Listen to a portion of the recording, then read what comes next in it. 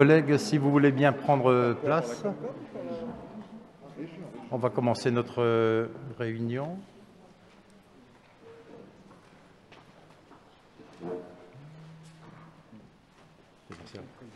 Salut, salut.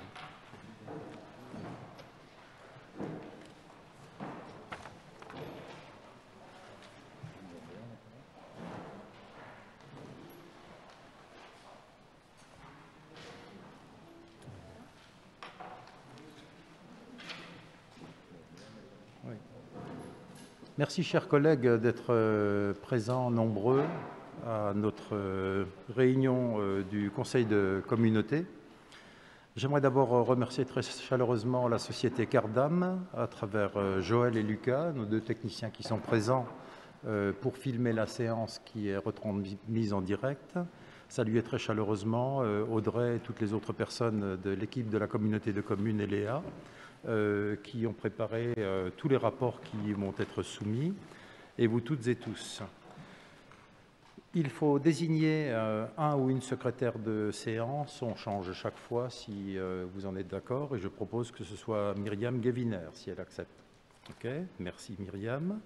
Ensuite, il y a la signature du procès-verbal du 23 septembre 2020 et l'approbation du procès-verbal de la réunion du 25 novembre 2020. Il n'y avait pas de remarques particulières. Je peux considérer qu'il est approuvé. Je vous en remercie. Je fais passer la liste de présence pour émargement. Marie-Christine Schatz m'a donné procuration. Jean-Louis Raibel a donné procuration à Madame Edel Laurent. Christiane Zettel a donné procuration à Jean-Claude Julie. Et Corinne Weber a donné procuration à Denis Lehmann, sachant, selon l'heure, que notre collègue Jean-Jacques Stahl devra nous quitter un petit peu plus tôt. Ça dépend de la longueur de la séance, eu égard à son engagement et à une autre réunion où il doit se rendre. Je fais passer la liste d'émargement. Je vous en remercie. Le premier point à l'ordre du jour, c'est les délégations permanentes, dont vous avez la totalité de la liste. Je vous rappelle qu'on a fait, je ne vais pas énumérer tous les points puisque vous les avez vus. Ils ont été vus et vérifiés par la commission d'appel d'offres. Et il y a là-dedans beaucoup de travaux qui ont été validés pour des réseaux d'eau, d'assainissement dans plusieurs communes, également pour l'espace aquatique clos. Donc vous avez le compte-rendu détaillé, avec également toutes les aliénations qui se sont faites dans nos 6 communes, puisque nous sommes dans les critères d'instruction du sol et en PLUI, donc le plan local d'urbanisme intercommunal, et vous voyez la liste de tous les biens qui ont été vendus récemment et où la communauté de communes et les différentes communes n'ont pas fait marcher les droits de préemption. Quelqu'un souhaite intervenir sur ce point ? Si ce n'est pas le cas, je le considère approuvé. Et je vous propose, en l'absence de Norbert Motz qui va nous rejoindre, de passer à la gestion de l'eau potable et de l'assainissement. Et Norbert arrive, voilà. Donc, Norbert, voilà, monsieur le maire de Bernardsviller nous rejoint. Et on a commencé la séance, Norbert, et puis c'est tout de suite à toi pour nous présenter les 4 points. Voilà, il faut mettre le micro. Extrêmement actif. Et Norbert nous présente les 4 points pour la gestion des déchets et toutes les politiques environnementales. Voilà Norbert, tu as la parole. Ouais.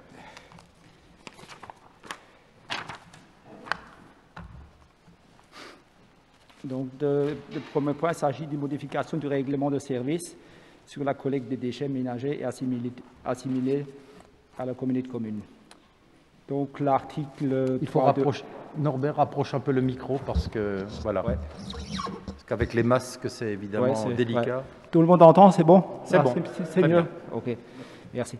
Donc, donc, le premier point pour les biodéchets, donc l'intégration à une collecte expérimentale. On avait déjà pris la décision récemment. Et donc, il faut le notifier pour pouvoir éventuellement faire des collectes expérimentales. Voilà. Donc, le deuxième, article 6.1a, donc c'est dotation en sac de tri, donc modification de la dotation installation de distributeurs automatiques de sacs de tri, modification de la dotation en sacs de tri.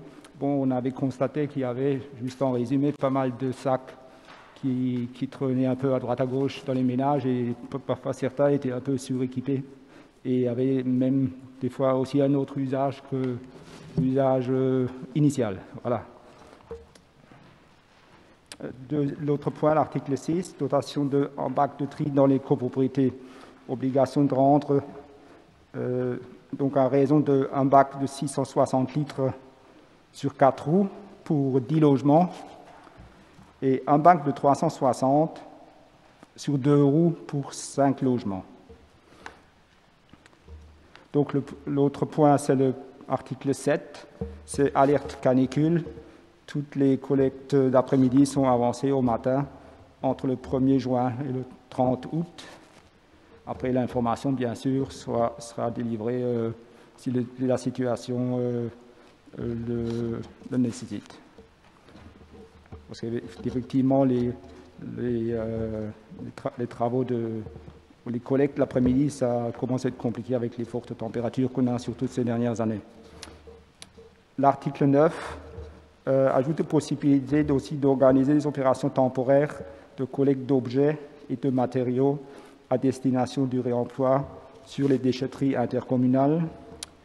Donc on était déjà un peu en contact avec une association qui fait de la récupération de matériaux, surtout de construction. Je prends un exemple, l'ancienne porte. Voilà, si jamais on voudrait faire un petit coin pour cette activité sur l'année 2021. Tout le monde est d'accord pour... OK. La présentation de ce rapport de manière assez concise, alors que l'enjeu est absolument énorme, et j'aimerais remercier tous les membres délégués de la communauté de communes qui ont assisté à la réunion qui a eu lieu dans cette salle très récemment sur les enjeux des déchets. On a des perspectives d'évolution considérables, notamment pour la collecte des biodéchets et bien d'autres politiques. Nous avançons relativement rapidement, mais il y a des enjeux énormes. Ces derniers temps, on en reparle, mais nous, c'est de manière continue depuis des années. Y a-t-il des oppositions, des abstentions? Vous voulez intervenir? Allez-y.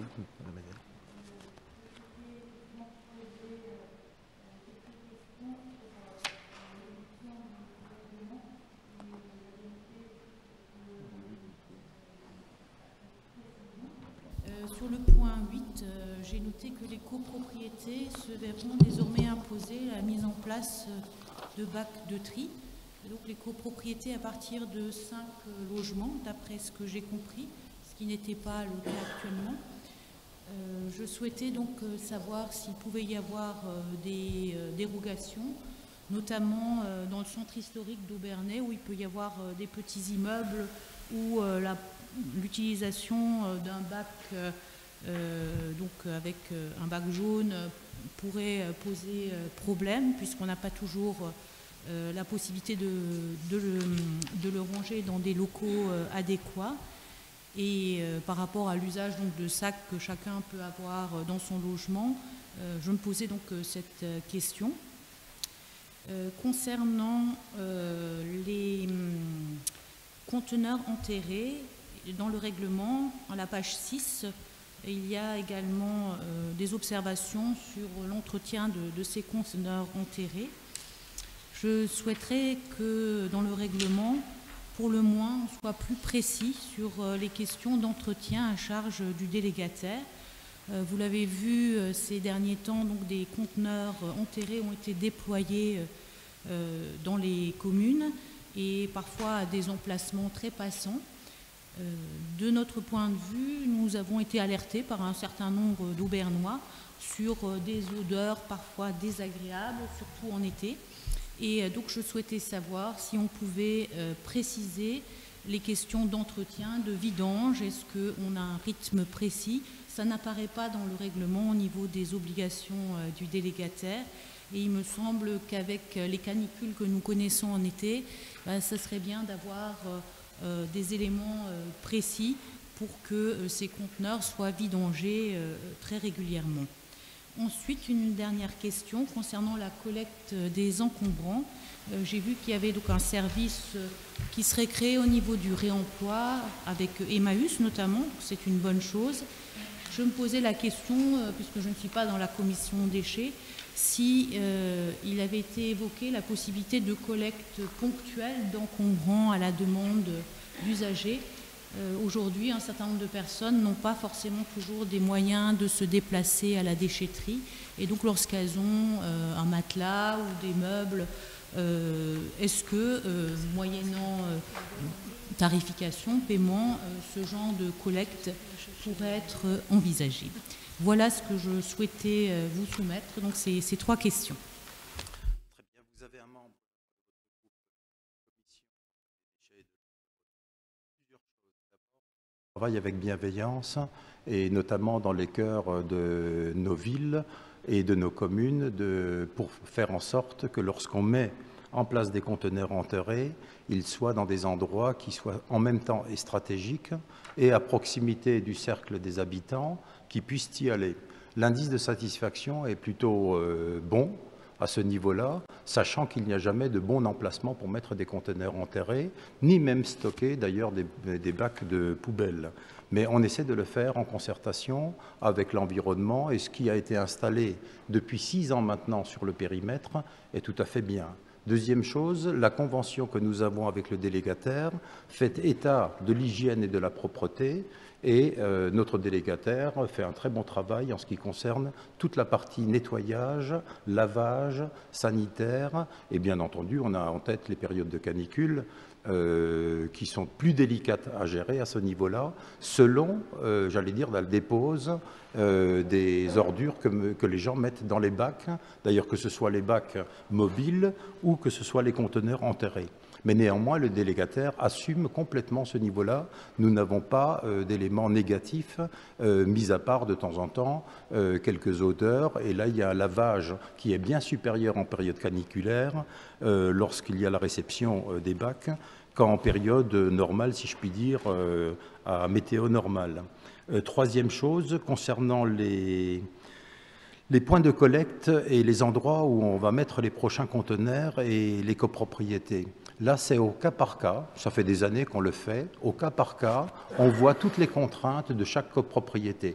On essaie de trouver les bonnes solutions. L'objectif, c'est d'aller vers les conteneurs enterrés partout où c'est possible. Et il y a plein d'endroits où ce n'est pas possible, où on reste au bac. Encore récemment, dans une ruelle du cœur de ville d'Aubernais, nous avons été interpellés pour voir comment on peut aménager un endroit pour cacher un tout petit peu les bacs, sachant qu'ils doivent être sortis. Donc on travaille à tout ça depuis des années de manière extrêmement bienveillante en trouvant les bonnes solutions au niveau de chaque copropriété ou lorsqu'il y a des nouvelles constructions qui se réalisent.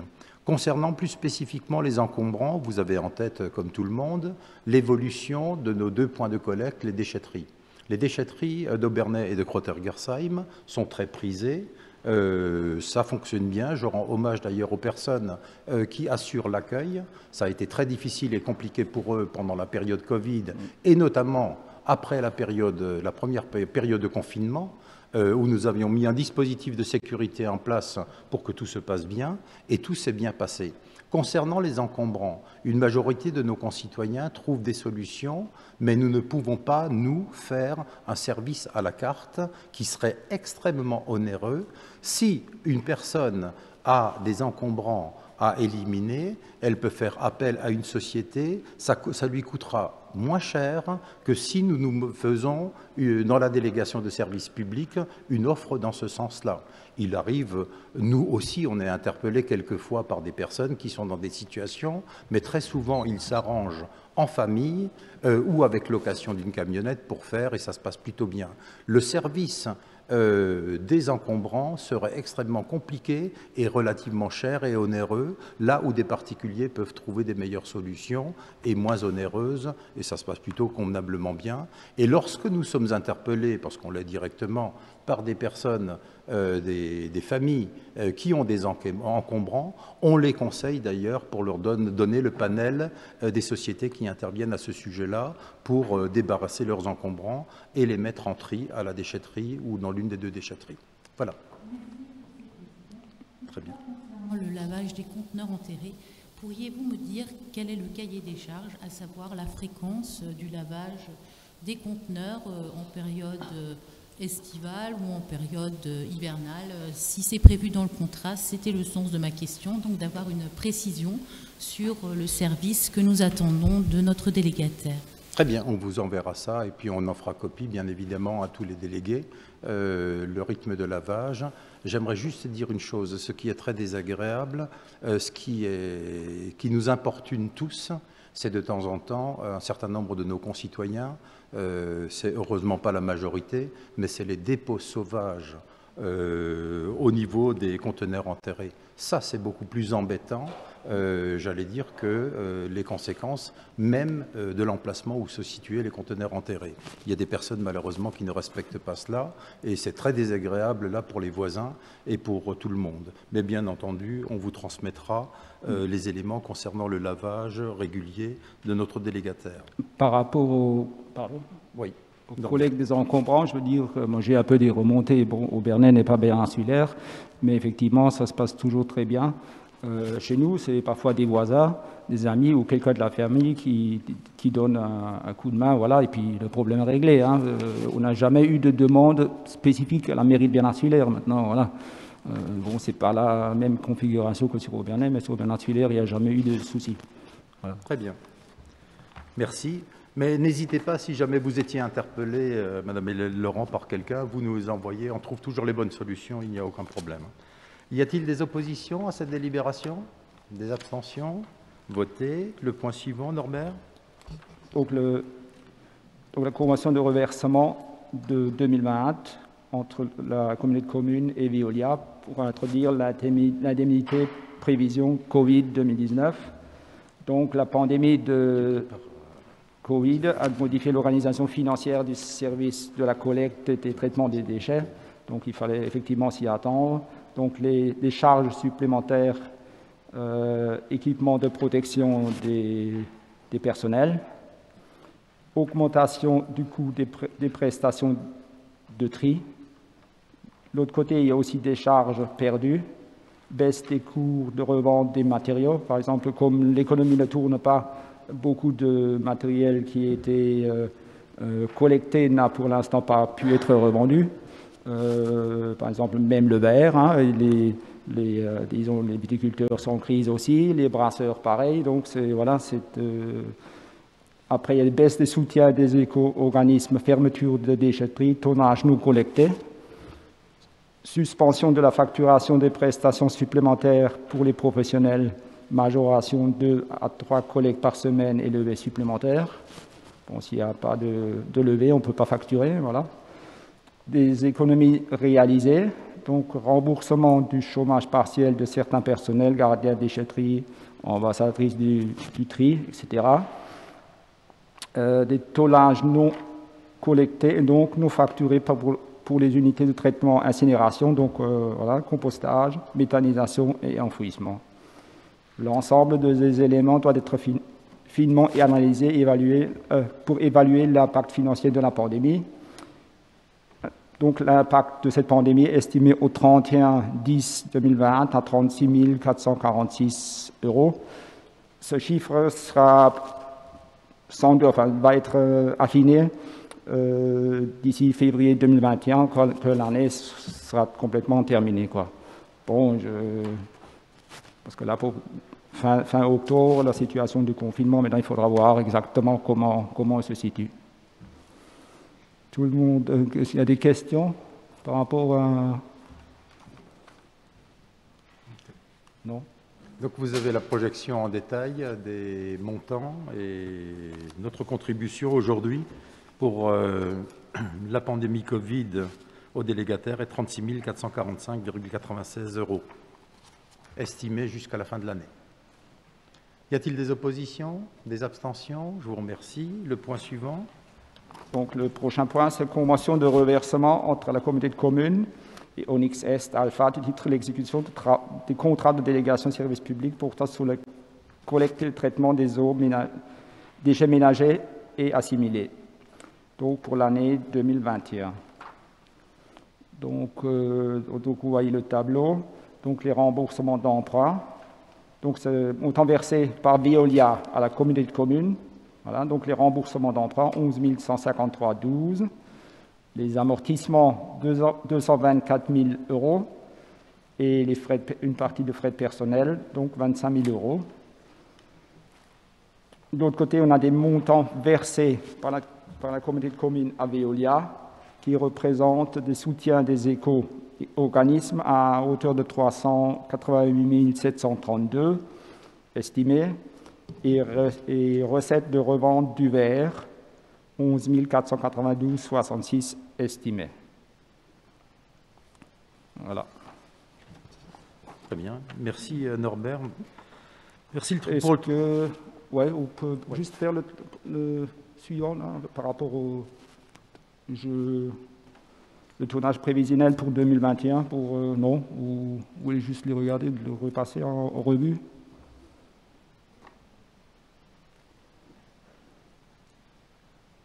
Tu peux le commenter si tu veux. Ouais, c'est... Surtout sur le tonnage. Ouais, donc le tonnage, on était en 2020, l'estimatif c'est 10 700 tonnes. Sur 2021, on serait à 10 180. Donc ça semble un tonnage assez réaliste. Enfin bon, on verra. Personne ne le sait pour l'instant. Donc quand on voit les ordures ménagères, c'est 3 150 tonnes. Le verre, 870. Le tri, 1320. Des déchetteries, 4700 tonnes. Et il y a si jamais on fait un essai pour des biodéchets, on a mis 140 tonnes. Après, il faut aussi remarquer quand même, parce que des fois, quand on discute avec les gens, ils parlent de déchets, ouais, bon, hop, leur poubelle, le sac de tri, et tout le monde oublie un peu les déchetteries. Il faut quand même, là, on est pratiquement à 45% des déchets collectés du total. Hein. Donc, c'est quand même relativement important. Donc, après, le compte prévisionnel pour 2021, donc les charges emprunt, amortissement personnel. Donc, vous voyez les différences entre les deux années. Donc, ça tient, bon, je ne vais pas tout passer en revue, mais au total des produits, 2,4 millions et 2,5 millions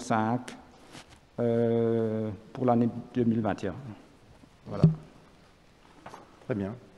Merci Norbert pour le travail réalisé également. Donc, 3 choses très importantes. 1, merci à nos concitoyens qui produisent de moins en moins de déchets. L'objectif, c'est de passer en globalité de 10 701 tonnes à 10 180 tonnes, c'est-à-dire 520 tonnes de moins.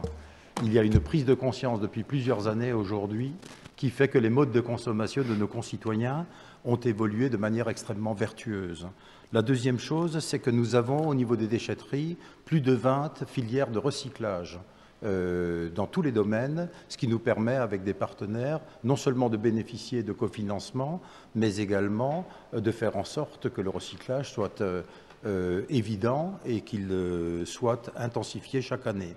Et la troisième chose qui est bien, c'est que dans le budget des ordures ménagères, nous avons une situation financière qui est très saine. Ceci est le travail des dernières décennies qui nous ont permis d'avoir une situation qui permet d'entrevoir l'avenir avec beaucoup de sérénité, c'est nécessaire en ce moment. Je mets ce point au vote. Qui est favorable? Unanimité, je vous remercie. Le point suivant, Norbert?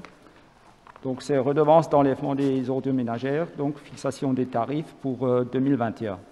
Là, je commence vous voyez, au début des tableaux, différents tableaux, disons un peu d'historique pour que tout le monde voit, enfin, rappel de l'historique de la redevance, enfin pas la redevance, des ordures ménagères, ce qui a été mis en place depuis quelques décennies maintenant.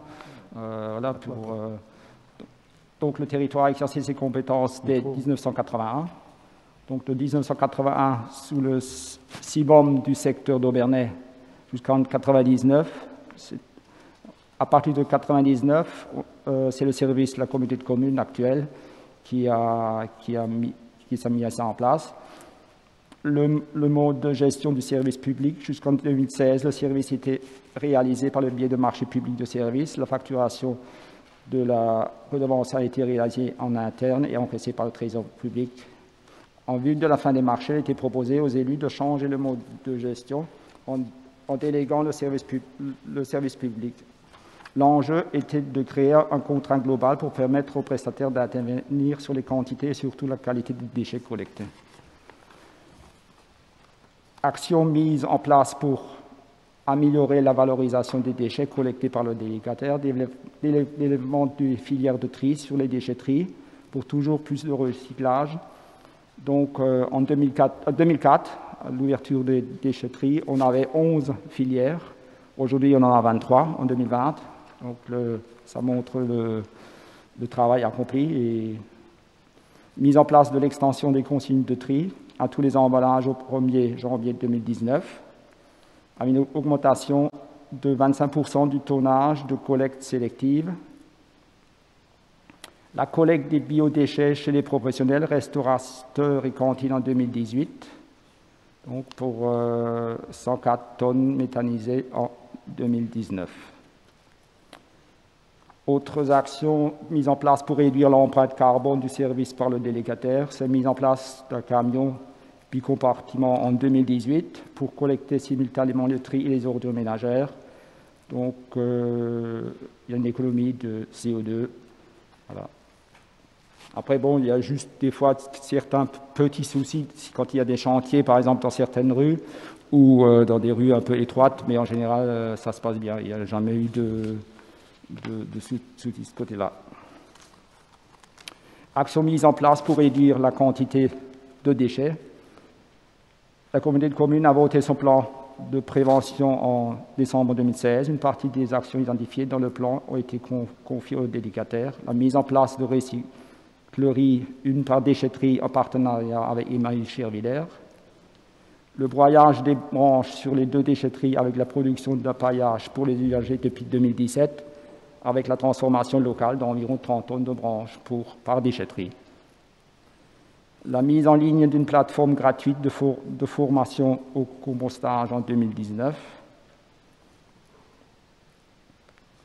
De l'autre côté, la communauté de communes a réalisé des ateliers sur la fabrication de produits ménagers écologiques à fabriquer soi-même en 2018. La diffusion de l'autocollant Stop Pub, environ 300 exemplaires sont commandés chaque année. Je pense que c'est une bonne chose par rapport à tout ce qui est papier et qui atterrit autrement dans les sacs de tri.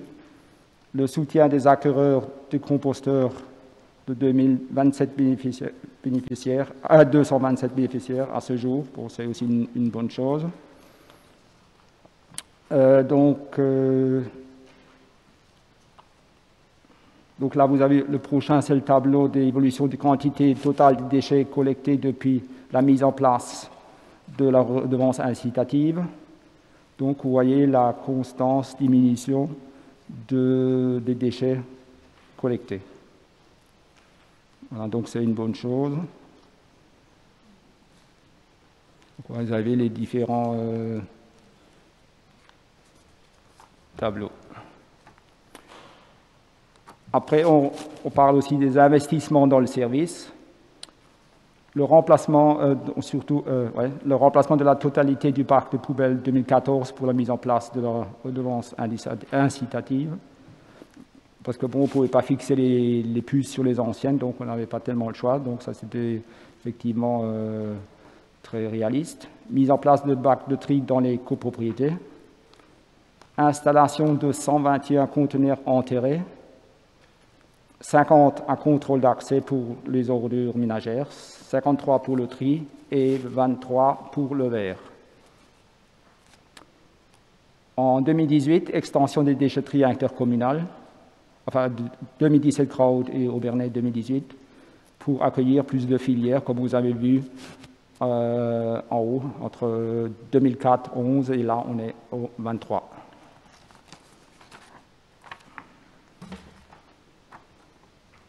Donc là, je suis... Donc le système de la redevance date de 1999. Et vous avez, bon, disons, c'est un système qui est relativement proche de la réalité, enfin de la réalité. Donc là, on vous propose de choisir les tarifs pour 2021. Donc les différentes taxes d'enlèvement des ordures ménagères, donc facturées sur la base du service rendu effectif, application souple qui permet facilement l'intégration d'une part incitative. Un financement au plus juste du coût de service, flexibilité et lisibilité aussi pour les usagers. Voilà, je pense que tous ces différents points sont importants. Donc, ce qui est du tarif des territoires voisins, donc on s'est un peu renseigné à droite à gauche pour voir ce qui est comparable. Après, c'est vrai que, par exemple, notre communauté de communes, vous avez Bar, Erstein, Heurt. Si vous regardez un peu dans le tableau, les différents services ne sont pas tout à fait transposables à 100%, mais ça donne quand même, je veux dire, un peu une idée. Maintenant, la communauté de communes, si on regarde avec Erstein, qui est proche vers l'est, donc on est à 53, nous on est à 129, Heurt c'est à 157, donc on est correct, enfin correct, je veux dire, on est comparable, même si les services ne sont pas à 100% les mêmes. Vous voyez, il y a des différences entre les levées, les ramassages du tri et plein enfin je veux dire, pas obligatoirement de détails, mais après Bar est beaucoup plus cher. Ils font un peu plus de biodéchets déjà que nous, donc enfin, ça n'explique pas ça. Par contre, eux, ils sont en régie. Maintenant, je ne connais pas les chiffres exacts. Non, là, on peut se poser une question, mais si on regarde un peu correctement, je veux dire, on tient la route par rapport au territoire voisin.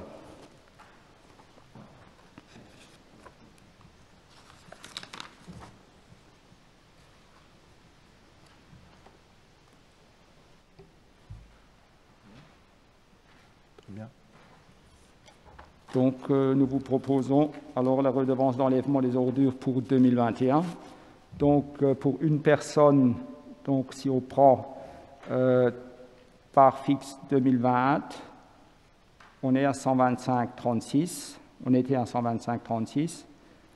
La part fixe en 21, ça serait du 129,75.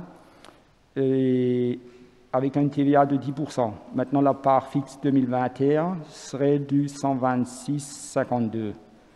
Donc, parce qu'il y a le taux, une partie du taux qui va changer au 1er janvier 2021.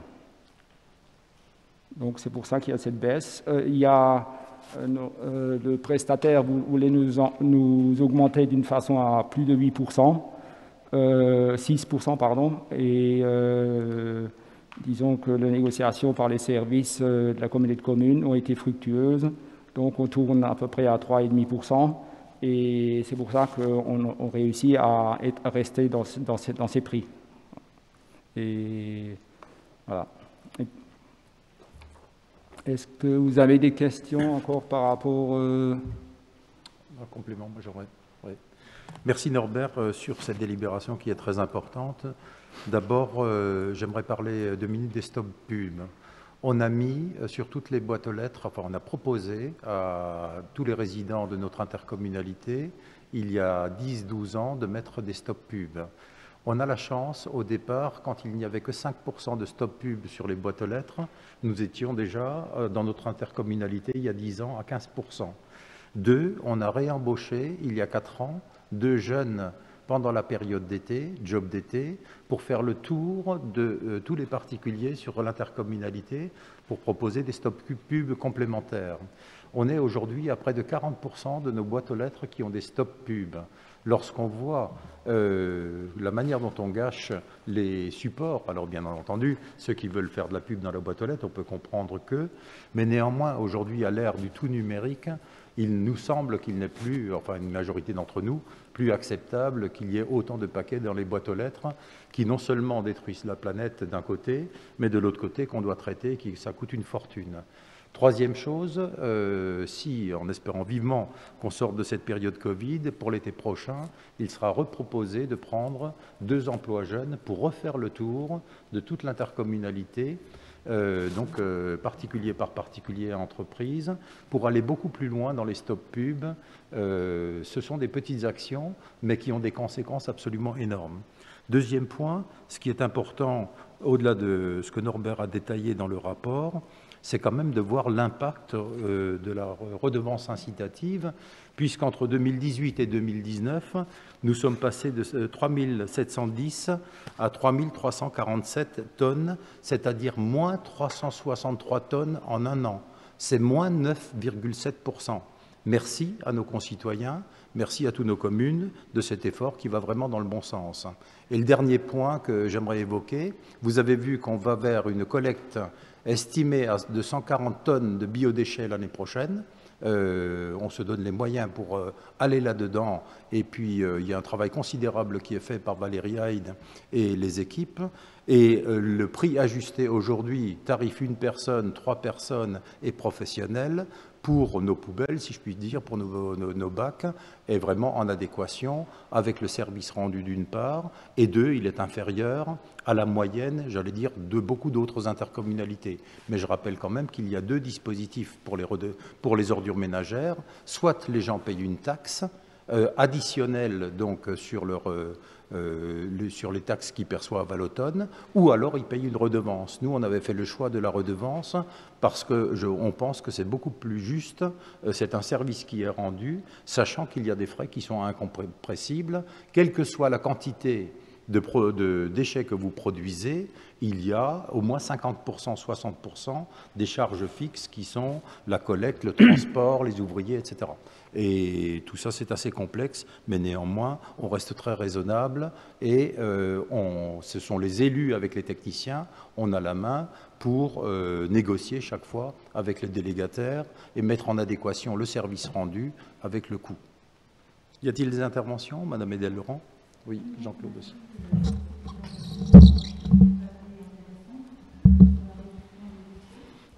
Je voulais rebondir sur cette présentation pour renouveler la demande que j'avais faite de disposer, et peut-être pour les nouveaux élus également, ça serait intéressant, du plan local de prévention qui a été signé en 2016 pour nous permettre un peu de voir comment s'inscrivent ces actions dans la durée, puisque le délégataire agit sur un certain nombre d'années. Et donc j'aurais souhaité pouvoir disposer de ce document pour voir un petit peu les objectifs et le cadre général de l'action de réduction de nos déchets, si c'est possible. Merci. Il sera envoyé pour les orientations budgétaires, c'est prévu. Jean-Claude ? Oui, je voulais aussi dire que l'augmentation des tarifs qui est proposée ce soir me semble être une augmentation très modérée et tout à fait raisonnable par rapport aux autres intercommunalités autour de nous. Il y avait un moyen aussi assez simple d'augmenter les tarifs, c'est de diminuer le nombre de levées. Nous sommes toujours à 30 levées par an. Pour un particulier, je vous passe les détails pour les autres, mais c'est correspondant. Et nous avions eu un débat très important il y a quelque temps pour savoir si nous devions jouer sur ce levier de la nombre de levées. C'est-à-dire que si vous diminuez le nombre de levées fixes, vous augmentez forcément le nombre de levées supplémentaires, de la part supplémentaire, et donc on augmente artificiellement le tarif pour les gens. À l'époque, on avait bloqué le nombre de levées et aussi longtemps qu'on puisse le faire, j'aimerais bien qu'on puisse bloquer le nombre de levées à 30, simplement pour un problème sanitaire. Une poubelle pleine n'est pas plus polluante qu'une demi-poubelle, ça dépend ce qu'on y met. Et donc que les gens gardent des demi-poubelles pendant 15 jours, 3 semaines, voire un mois, je pense que c'est pas une bonne chose.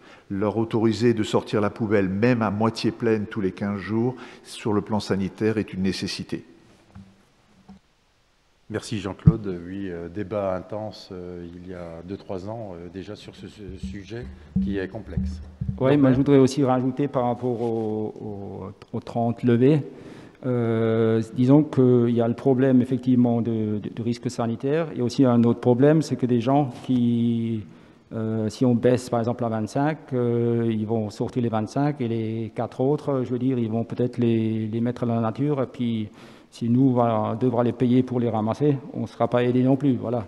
Donc je pense le chiffre de 30, point de vue sanitaire, et aussi quand on regarde certaines incivilités, je pense que c'est un bon chiffre. Voilà. Très bien. Expression de beaucoup de bon sens. Quelqu'un souhaite intervenir encore? Oui, Franck? Alors j'aimerais juste intervenir pour féliciter le travail effectué en commission environnement déchets. Il est vraiment important d'impliquer chaque famille dans la valorisation des déchets. Près de 8 Français sur 10 trient systématiquement ou régulièrement leurs déchets. 60% estiment le faire plus qu'il y a 5 ans.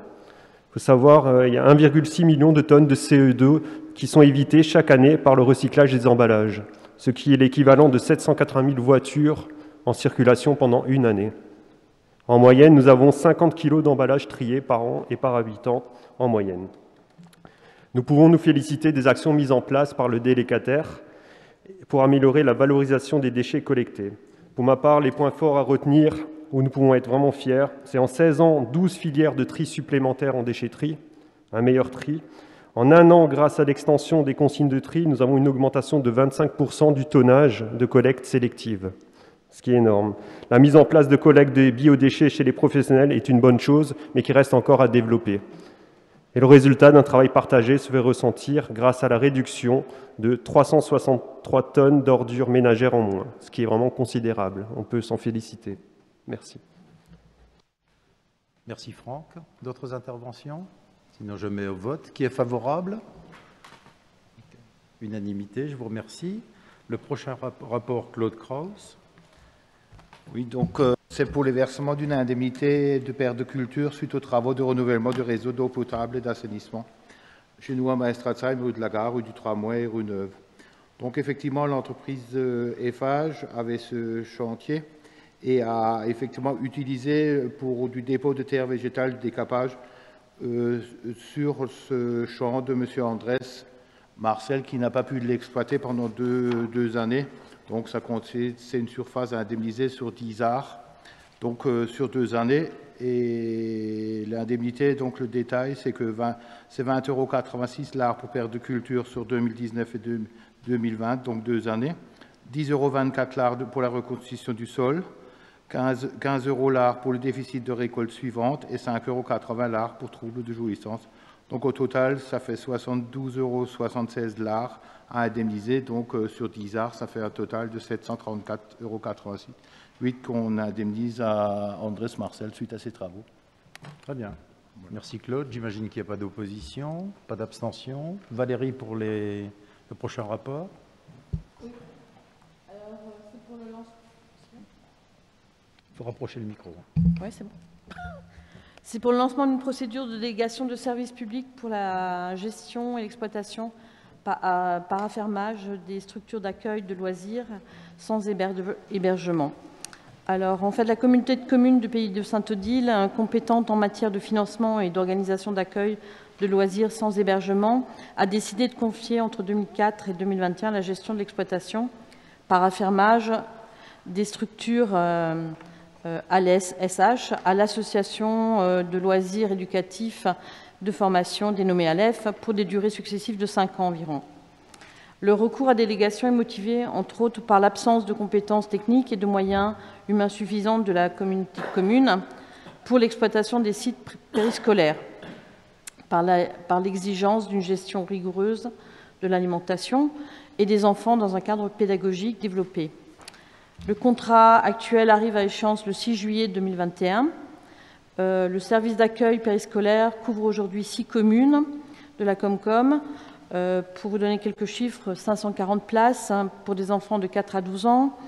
Vous avez le détail, je crois, sur la carte ou le slide suivant, je ne sais pas exactement.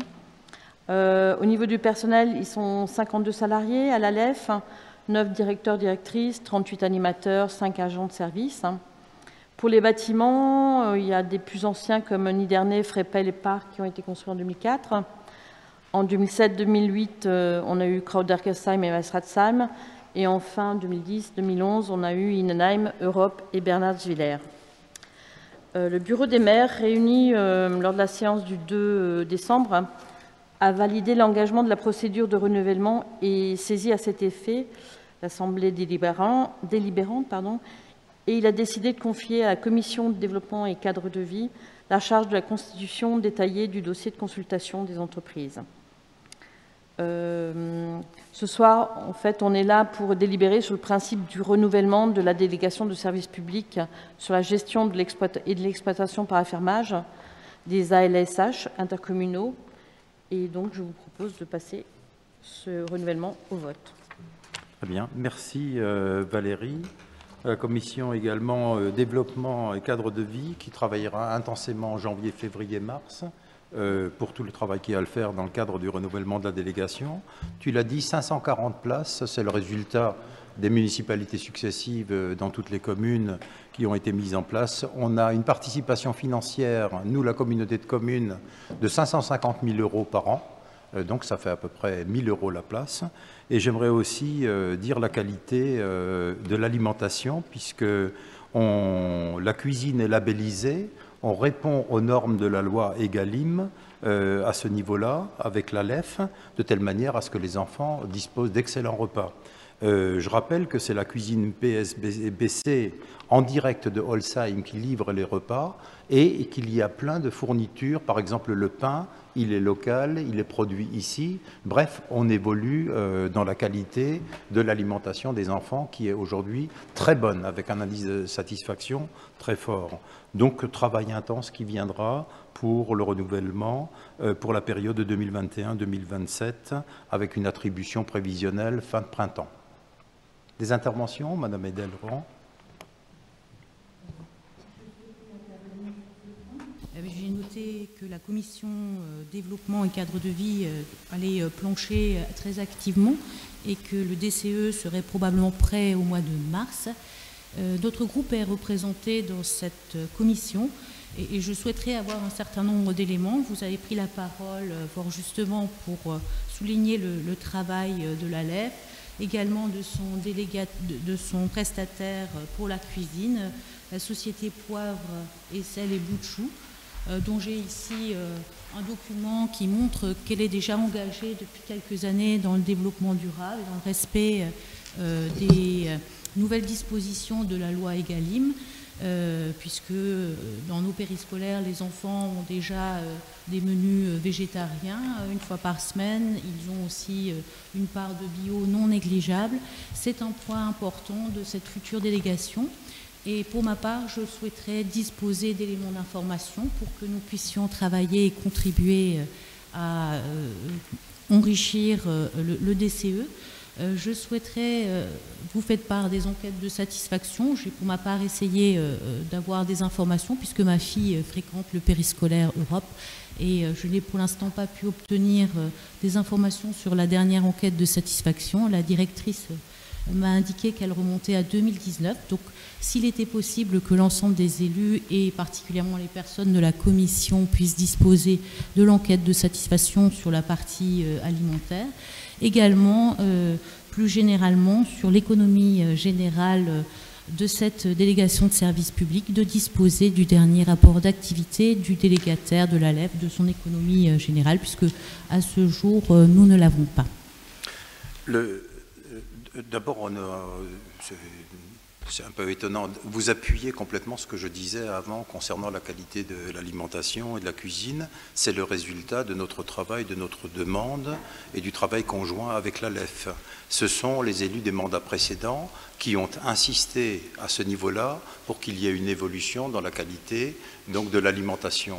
Deux, il y a une labellisation, comme on l'a dit, dans le cadre de la loi Egalim, avec en plus de ça des achats en circuit court ici sur le territoire. Donc tout ce travail a été fait sous l'impulsion d'ailleurs, et je remercie les élus qui ne siègent plus, qui s'étaient impliqués très lourdement à ce niveau-là. Je pense notamment à André Weber et quelques autres. Troisième chose, tous les éléments concernant les DCE en général sont transmis aux commissions sans aucun problème, en toute transparence. Et donc les personnes qui siègent à la commission, il y a aussi un niveau de confiance entre nous. Nous, on fait confiance à ceux qui font des orientations, des arbitrages, et c'est le conseil de communauté qui est souverain ensuite pour décider et pour voter. Donc tout se fera comme d'habitude, en toute transparence, et que chacun puisse disposer de tous les éléments. Y a-t-il des oppositions à cette délibération? Des abstentions? On peut continuer. Le point suivant, Jean-Claude. Donc, il est question de renouveler la commission locale d'évaluation des charges transférées. Cette commission existe entre la communauté de communes soumis à un régime de fiscalité professionnelle unique et les communes membres de la communauté de communes. Elle est composée de membres des conseils municipaux de chaque commune et elle a pour fonction d'évaluer le montant des charges des compétences transférées des communes vers le PCI, afin de permettre le calcul de l'attribution des compensations. Donc il est question de renouveler la commission locale d'évaluation des charges transférées. Il est question de maintenir la représentation des communes membres au sein de la commission. Cette représentation est définie par 2 sièges par commune membre de l'EPCI. Et donc nous vous proposons de nommer pour Bernardsviller messieurs Motz Norbert et Meder Pascal, pour Innenheim Madame Christine Settel et Julie Jean-Claude, pour Krautergersheim Madame Corinne Weber et Monsieur René Hult, pour Maestratsheim Madame Myriam Gewiner et Monsieur Claude Kraus, pour Nidernais Madame Valérie Rucher et Monsieur Dominique Joly, et pour Aubernais Monsieur Bernard Fischer et Monsieur Robin Klaus.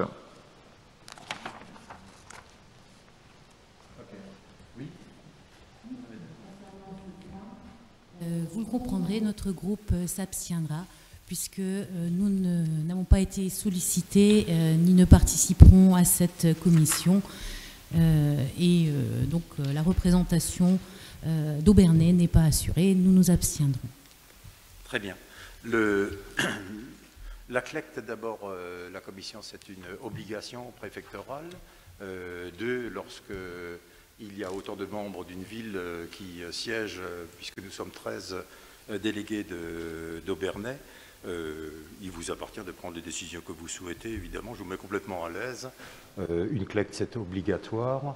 Et donc, en l'occurrence, la CLECT prend des décisions qui doivent être validées par le Conseil de communauté, une fois de plus, tout à fait de manière transparente. Donc, je note votre abstention. Y a-t-il des oppositions à part cela? Donc, rapport qui est voté. Le point suivant, Jean-Claude. Donc, l'actualisation du dispositif régional de soutien à l'économie Fonds de résistance Grand Est. Donc, la région propose de soutenir des entreprises mises à mal par l'épidémie de la Covid-19, notamment par différentes mesures et notamment la prise en charge de loyers pour des entreprises de moins de 10 salariés pour les loyers de novembre, décembre et janvier. Donc le Grand Est prendrait en charge totalement ces loyers. Il était question pour la communauté de communes de transférer cet état de fait à tous les professionnels du territoire. Donc ceci a été envoyé à plus de 690 professionnels du territoire, transféré également à partir des mairies de chaque commune aux entreprises de leur territoire et également par l'intermédiaire du groupe Facebook Apéro.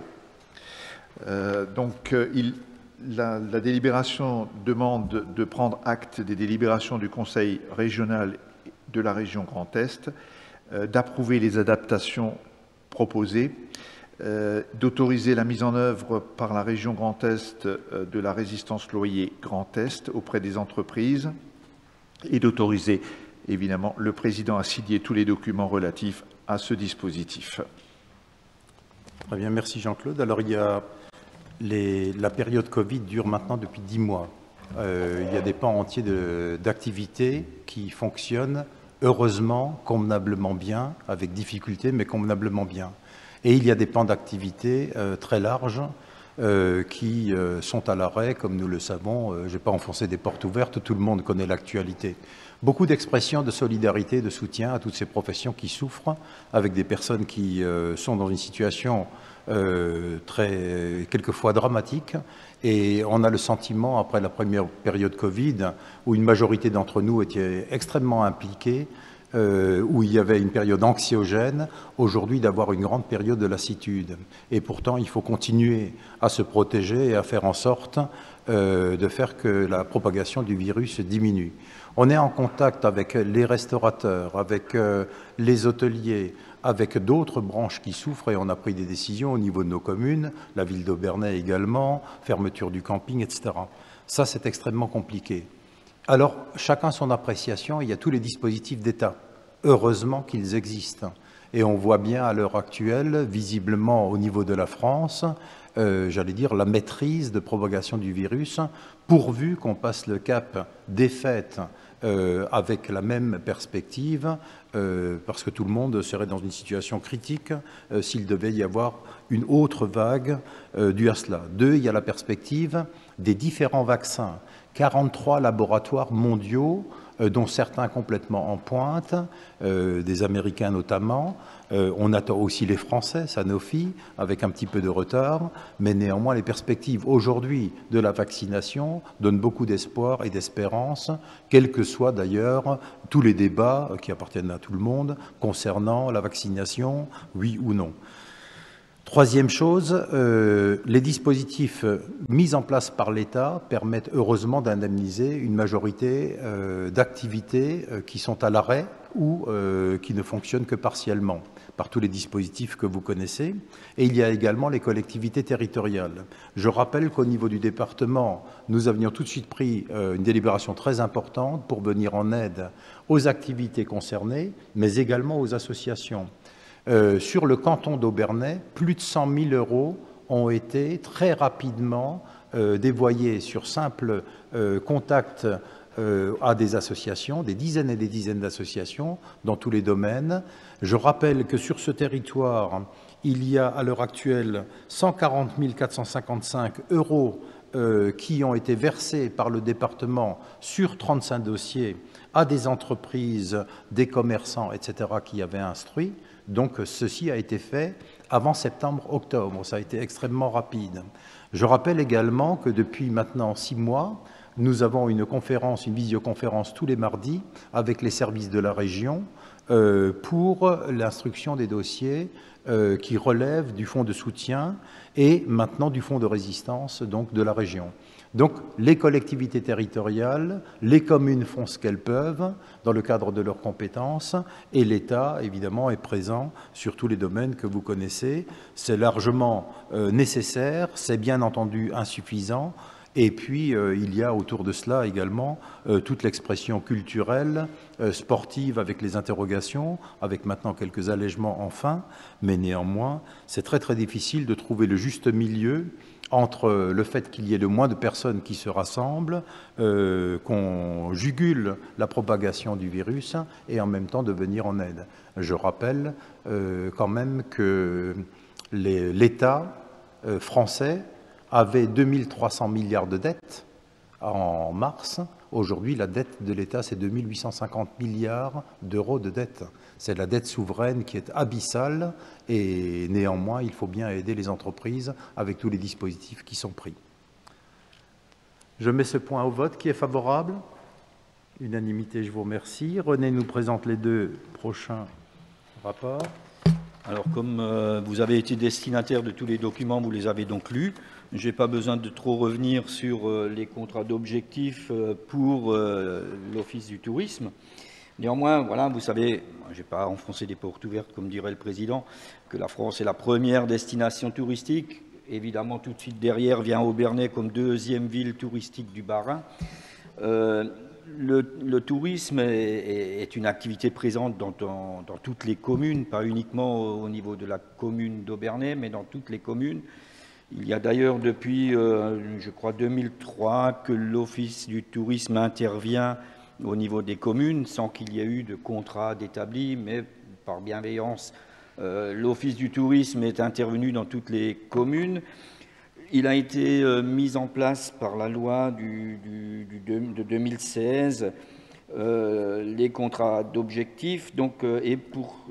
Et dans cette loi, il est dit que les collectivités publiques qui attribuent une subvention à un organisme privé dépassant annuellement la somme de 23 000 € doivent conclure avec cet organisme ou ces organismes une convention.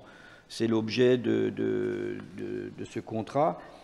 Ce contrat d'objectif est pour 2021-2023. Évidemment, il vise à participer à toute l'économie. Il faut quand même rappeler qu'il y a, je crois, dans les 700 emplois directs qui sont générés par le tourisme. C'est une activité qu'on n'exporte pas, c'est une activité qu'il faut vraiment valoriser et défendre. On est en train de travailler beaucoup avec l'Office du tourisme pour améliorer ça. Vous avez les contrats, les missions de l'Office du tourisme, vous les avez sous les yeux dans le tableau, hein. Alors, si vous voulez, je peux vous les lire, mais enfin, comme tout le monde les a lus, ça ira bien et ça ira vite. Il y a 8 thématiques, l'accueil, l'information, le renforcement de l'attractivité. Voilà, vous avez tout ça sous les yeux. Je ne vais pas revenir là-dessus. Alors, comment développer la situation ou la destination?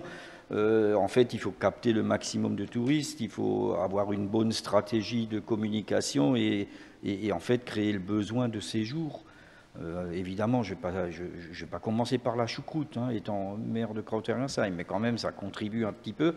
Les circuits courts, la gastronomie, le vélo, voilà, tout ça fait que, en fait, il faut qu'on discute avec l'Office du tourisme sur ces contrats d'objectifs. Et c'est d'ailleurs obligatoire, donc voilà. Vous voyez les différents partenaires, donc tout le monde avec la communauté de communes intervient, chacun à son niveau, pour faire en sorte que cette convention et ces contrats soient atteints. Voilà. C'est l'objet de la délib, hein. On est évidemment, on est dans une partie de l'Alsace qui est favorisée, on va dire. Il faut vraiment faire en sorte de garder aujourd'hui les touristes et d'en capter évidemment d'autres. Très bien. Merci René. D'abord, merci à tous les élus qui sont très impliqués, certains depuis très longtemps, dans le domaine de l'économie touristique. Tu l'as rappelé, mais c'était très bien. En 2003, à l'époque, avec Emmanuel Baumert, la directrice, et Bernard Thiebaud, président, nous avions ouvert l'office de tourisme de la ville d'Aubernais à l'ensemble du territoire, ce qui a permis de mettre en place des sentiers découvertes et toute une série d'actions. C'est mettre en valeur l'ensemble des terres de Saint-Odile et de toutes les richesses de ces communes. Merci au président Jacques Breton, à son équipe et à tous les membres du conseil d'administration pour le travail qui est réalisé. Par contre, aujourd'hui, il y a une mutation qui est absolument énorme, tout simplement parce que la période post-Covid ne ressemblera en rien à la période pré-Covid. Je veux dire par là que les habitudes changeront considérablement en matière de consommation, entre guillemets, de tourisme. Et nous voulons aller beaucoup plus loin dans tout ce qui est offre touristique vert, où beaucoup de choses sont déjà faites dans ce domaine, parce que les gens revoient leur environnement et les environnements des régions qu'ils découvrent de manière tout à fait différente, la qualité de vie, l'usage du vélo et toutes les autres offres qu'on peut développer à ce niveau-là. Et cette économie touristique, tu disais, il y a de l'ordre de 700 à 800 emplois directs sur notre communauté de communes et de l'ordre de 600 à 700 emplois indirects. Donc c'est un point très important, c'est tout le territoire au pied du Mont Saint-Odile, avec aujourd'hui la voie verte à côté, avec demain la réhabilitation du projet de la Leonardo, avec ce que fait également le département qui a pris une importante délibération pour la valorisation de tout le massif du Champ du Feu, et également la Rotelard. Bref, on est dans un territoire qui est très prisé, il l'était avant, il l'est encore, il faut qu'il le soit encore plus après, pour d'abord nos concitoyens, pour les Français, les touristes français qui viennent, mais également ceux de l'étranger. On ne cerne pas encore aujourd'hui les mutations qui sont dues, j'allais dire, à l'économie touristique, ni au niveau français, ni au niveau européen, ni au niveau mondial. On connaît les perturbations aujourd'hui, y compris d'ailleurs les clashs économiques absolument invraisemblables dans beaucoup de domaines, non pas seulement l'hébergement, mais également le transport aérien, etc. Il va falloir inventer des nouvelles séquences et nous ne serons pas de trop passionnés autour de la table avec des idées diverses mais qui doivent être construites pour un vrai projet qui doit venir après. Regardez le désarroi que nous avons en cette période de Noël. Lassitude par rapport au Covid qui dure, nécessité de continuer à se protéger et les distanciations, ce qui ne fait pas partie de la nature humaine en soi, où on a envie d'embrasser, envie de serrer la main. Et puis la frustration qu'on a également au niveau de nos marchés de Noël. Nous avons bien entendu des animations de Noël, de la féerie de Noël, mais le cœur n'y est pas tout à fait de la même manière. Il nous manque ces moments de partage absolument indispensables, mais néanmoins, comme il y a quand même des gens qui souffrent à l'hôpital, utilisons aussi notre énergie, peut-être pour les visiter un tout petit peu plus, et puis garder quand même ces moments de partage autant qu'on puisse le faire. Je voulais dire par là que le tourisme s'inscrira demain dans une autre vision où il faudra être encore plus performant. Il y a des gens qui le sont déjà évidemment à l'office de tourisme, mais sur le back-office, sur tout ce qui est le net, de telle manière à promouvoir vraiment les pépites que nous avons sur notre territoire. Il faudra beaucoup plus d'exigence encore, beaucoup de bienveillance et faire en sorte qu'on donne envie d'avoir envie, comme disait Johnny, pour visiter nos territoires et l'Alsace en particulier. Voilà. Oui, allez-y, Madame Hédel. Votre point de vue sur l'évolution nécessaire du tourisme, l'intégration de l'environnement, hein, qui est une poussée forte, et votre propos de dire que les élus ici autour de la table pourront s'impliquer. Justement, j'en viens à ma question, puisque j'ai lu avec attention le contrat donc de projet et les engagements. Je souhaitais savoir donc au niveau du contrôle de ce contrat, de son animation, l'article 11 prévoit donc qu'il existe un groupe de travail tourisme formé d'élus et également donc de représentants, de techniciens du territoire. Est-ce que vous pourriez me dire quels sont les élus qui aujourd'hui travaillent dans le groupe tourisme ? Moi, je n'ai pas la liste des personnes qui sont dedans. Je sais que les 5 maires sont dedans et d'autres élus, donc on vous transmettra cela. Je suppose que c'est un groupe informel. Je crois qu'à l'époque, quand on a défini les commissions, on avait demandé donc qui souhaitait être dans les commissions. Donc d'une part, et je ne me souviens plus comment a été créé le groupe, mais toutes les personnes qui souhaitaient y être pouvaient y être, mais on vous transmettra cela, évidemment. Ok, je mets ce point au vote, qui est favorable. Ok, unanimité, je vous remercie. Le point suivant, René Holt.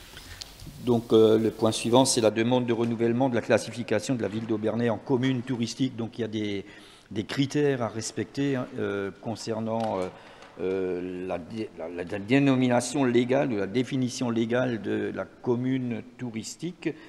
Donc la délib se résume en peu de mots, puisque en fait, il faut, si vous en êtes d'accord, et comme c'est Aubernais la deuxième ville touristique d'Alsace, du Bas-Rhin, bientôt de la... bref, ok. Donc, il est demandé à ce que Aubernais continue à bénéficier de ce label commune touristique, puisque Aubernais, la ville d'Aubernais a été classée comme station de tourisme par décret ministériel en 2013.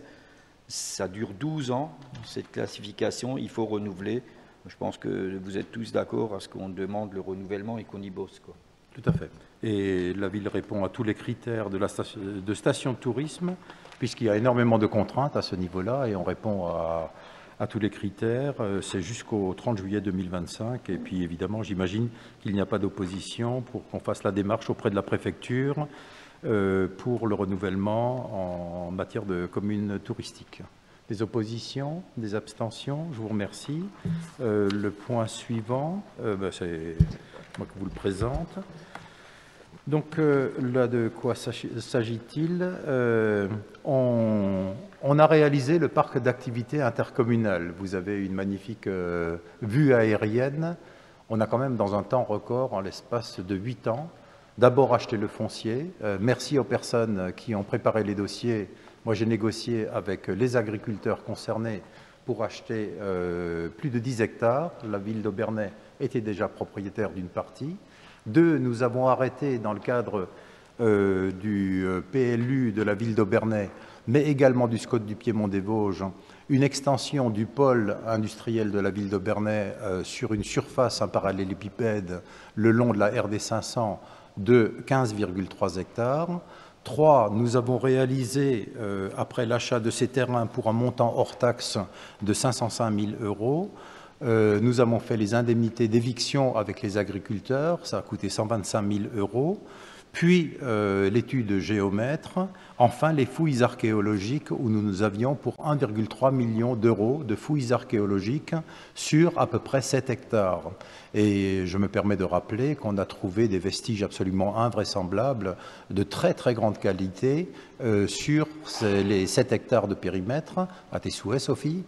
Et donc, on avait convenu avec la DRAC qu'ultérieurement, après leur travail, mais qui va durer plusieurs années, on pourra envisager peut-être une exposition, non pas seulement pour ces fouilles archéologiques, mais pour toutes celles qui sont faites sur le territoire ou qui ont été réalisées dans les dernières années. Donc 1,3 million d'euros pour les fouilles archéologiques. On a ensuite fait tous les travaux de VRD avec des entreprises, les réseaux, les raccordements divers et variés, et on a dépensé 4,3 millions d'euros. Je rappelle que nous avons vendu des surfaces de 6 hectares au groupe AGAP, où s'est implantée l'entreprise Festein. On a vendu ensuite en 2014, 0,9 hectares, donc 90 arts à l'entreprise Roma, entreprise allemande qui a implanté le siège français et le showroom. Ensuite, nous avons vendu 1,6 hectares à un transporteur local, déjà identifié, les transports HUC. Et ensuite, nous avons vendu à la plateforme SPR le terrain de 3,1 hectares en 2017, où ont été créés 85 emplois, et il y a encore des recrutements en cours. Et enfin, en 2019, à l'entreprise Roma, qui a construit sa première usine de fabrication donc sur ce pôle. Je rappelle que Roma a 7 sites en Allemagne, dont 5 industriels et de fabrication. Nous avons donc vendu la totalité de ces terrains et le cumul des emplois qui sont venus dans ce pôle d'activité nouveau est de l'ordre de 210 personnes. C'est assez considérable avec des perspectives évolutives.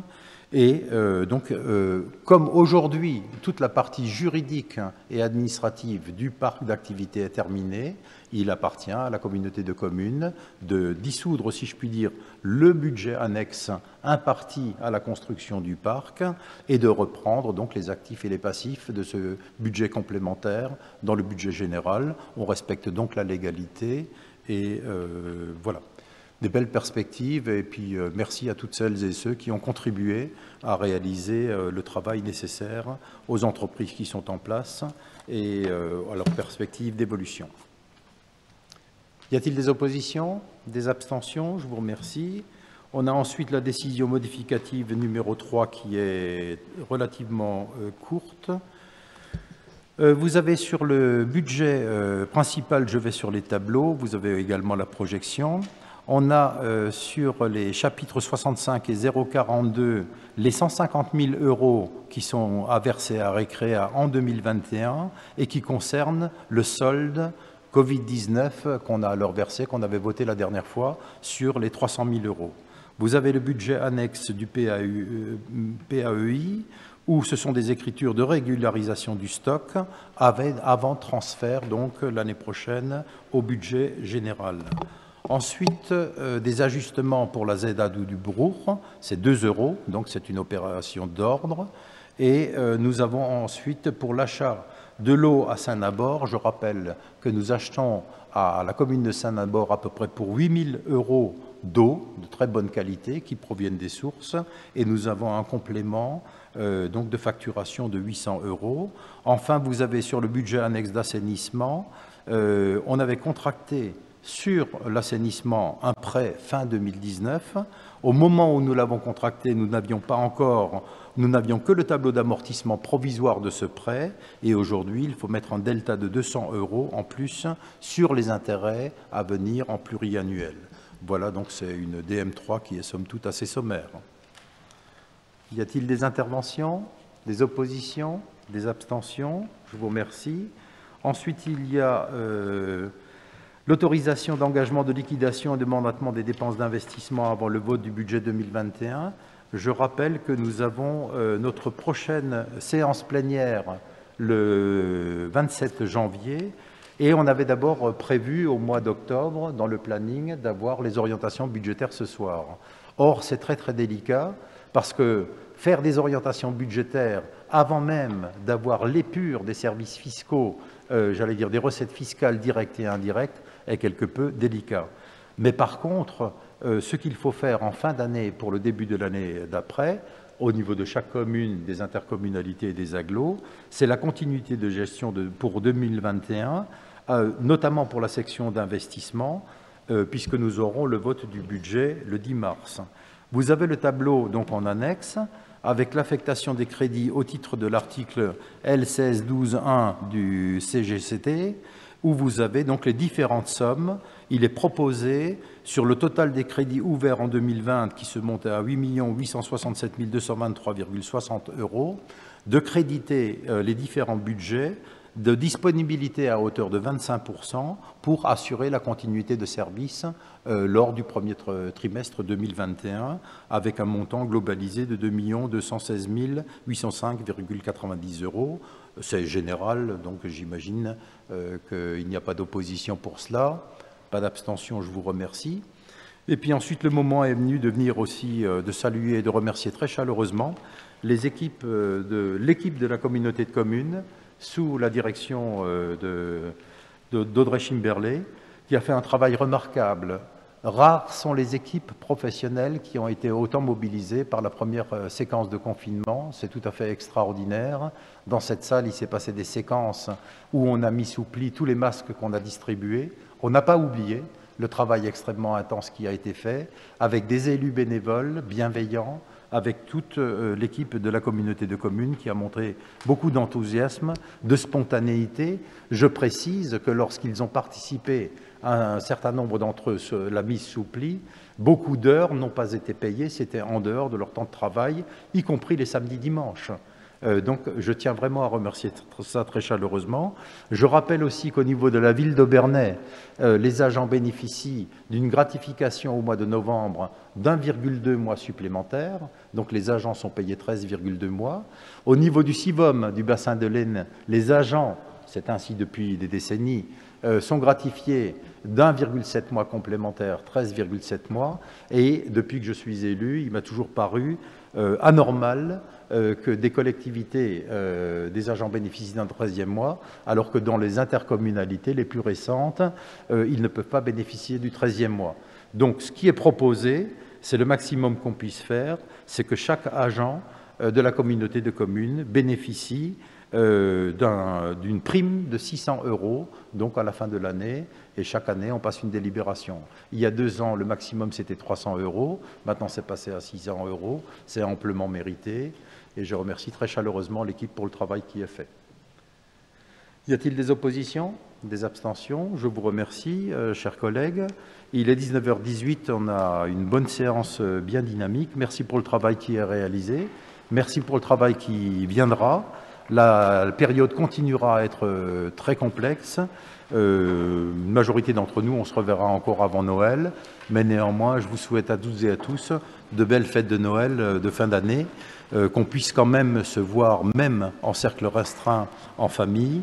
Et de temps en temps, même quand on est un petit peu éloigné, ça ne nous empêche pas de dire avec beaucoup de cœur et de bienveillance, d'abord soutien à nos personnels hospitaliers et à tous les services de secours qui sont largement impliqués encore aujourd'hui. 2, de voir quand même la régression qu'il y a au niveau des tests PCR positifs ici sur le territoire. 3, je me permets aussi de rappeler, on a travaillé avec l'ARS, le laboratoire Biogroup, notamment avec les docteurs Eric Wittersheim et Cyril Klein, des collègues, et on a mis l'aile ouest au rez-de-chaussée de la mairie à disposition pour des tests PCR. Donc je lance un appel. Ce vendredi, de 10h à 17h, il y aura test PCR. Il suffit de venir avec la carte vitale.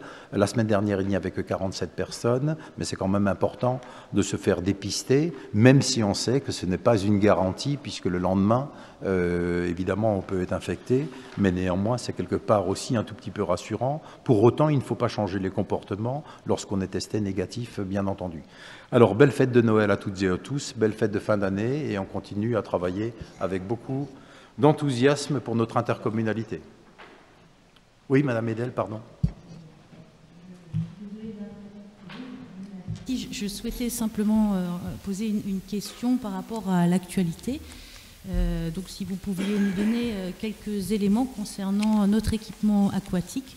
Vous le savez, le Premier ministre Jean Castex est intervenu et a lancé, je dirais, un certain nombre de mesures concernant le déconfinement progressif. Et donc particulièrement pour le sport des jeunes de moins de 18 ans en milieu extrascolaire.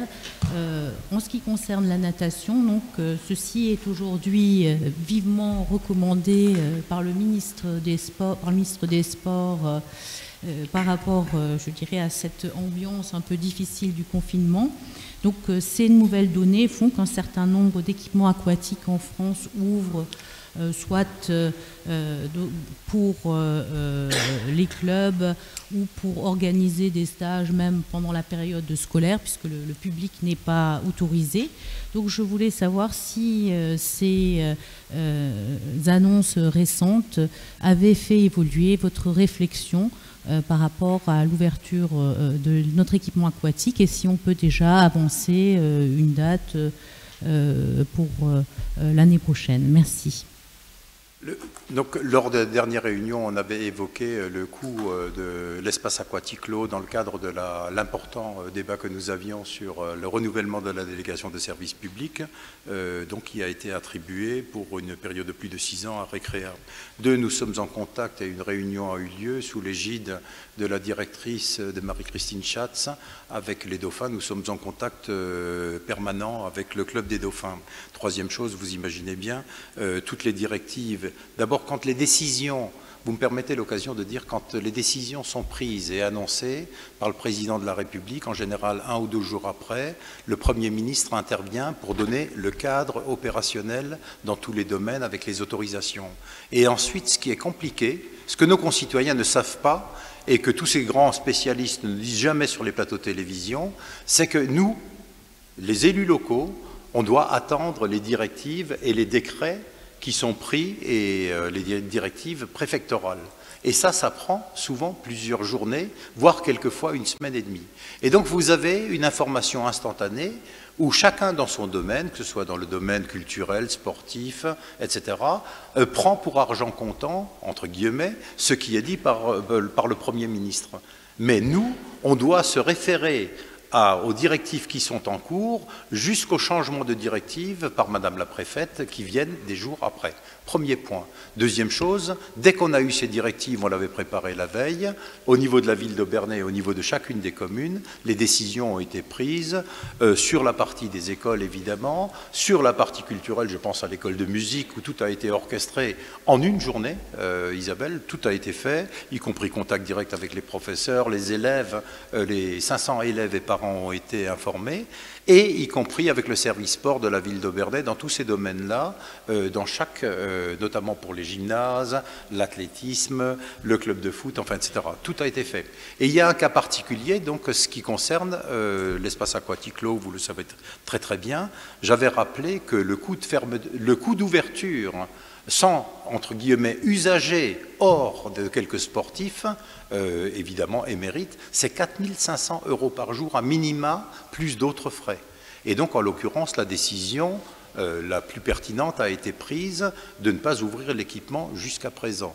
2, j'entends bien la nécessité, j'allais dire, de réouvrir, et nous souhaitons réouvrir l'équipement le plus rapidement possible, mais avec la garantie également qu'il y ait des publics autres qui viennent pour aller vers des recettes qui sont absolument nécessaires. 3, nous avons évidemment, et ça se passe très bien, avec quelques nageurs des dauphins qui vont s'entraîner dans une piscine qui, elle, doit rester ouverte parce que régie municipale, et ça coûte beaucoup d'argent à la commune de Molsheim, à l'intercommunalité, donc les entraînements se passent.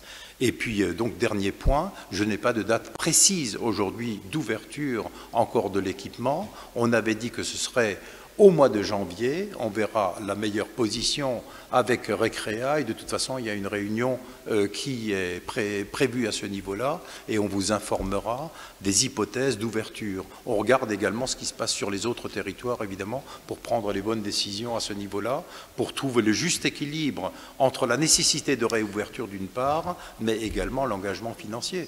Parce que, de votre point de vue, évidemment, de dire oui, il faut réouvrir, oui, ok, d'accord, mais qui c'est qui finance? Je rappelle que notre équipement, l'eau, l'espace aquatique, 900 000 € de contribution, plus 300 000 € période Covid, ce n'est peut-être pas terminé et que ça a un prix extrêmement important à ce niveau-là. On trouvera les bonnes solutions. Oui, Jean-Claude. Oui, je voulais aussi signaler, mes chers collègues, qu'il y a quand même une énorme contradiction dans certaines décisions gouvernementales qui, d'un côté, autorisent les enfants à faire du sport maintenant en cercle fermé et, d'un autre côté, demandent à quitter les écoles 2 jours avant pour ne pas contaminer les familles 5 ou 6 jours après. Sur le plan purement... Donc ça, c'est une... Voilà, moi j'aimerais bien qu'on m'explique. Sur le plan purement médical, je pense qu'actuellement, les perspectives d'évolution du Covid ne sont pas suffisamment bonnes pour que les enfants puissent faire du sport entre eux sans protection, alors qu'on leur demande à l'école de porter un masque, parce que je vous signale que c'est toujours le cas. On ne leur a pas dit qu'on devait enlever le masque et qu'on faisait des gestes d'identation pendant les cours, alors que, soi-disant, pendant le sport, après, ils peuvent faire exactement ce qu'ils veulent. Voilà. Oui, mais Jean-Claude, la voix de la sagesse, la voix du médecin, et puis je dis aussi, nous, on a été interpellés, on a appelé les personnes, mais il y a quelques familles rares, mais qui nous ont interpellés avec véhémence, en refusant pour leurs enfants le port du masque, etc. Notre société est très contrastée dans son expression, mais on reste positif parce qu'une majorité de nos concitoyens sont bienveillants, et puis quelquefois, il y a des notes discordantes. Moi, je ne fais pas partie de gens qui critiquent les pouvoirs publics, même si je suis d'accord avec ce que tu viens d'exprimer, mais prendre des décisions dans une période de pandémie où il faut vraiment... j'allais dire trouver la quadrature du cercle et gérer des contradictions invraisemblables entre d'un côté la préservation des concitoyens et la protection, et de l'autre côté l'économie telle qu'on la connaissait avant, c'est extrêmement délicat. Donc soyons positifs et puis joyeux Noël. Je lève la séance. Merci à vous.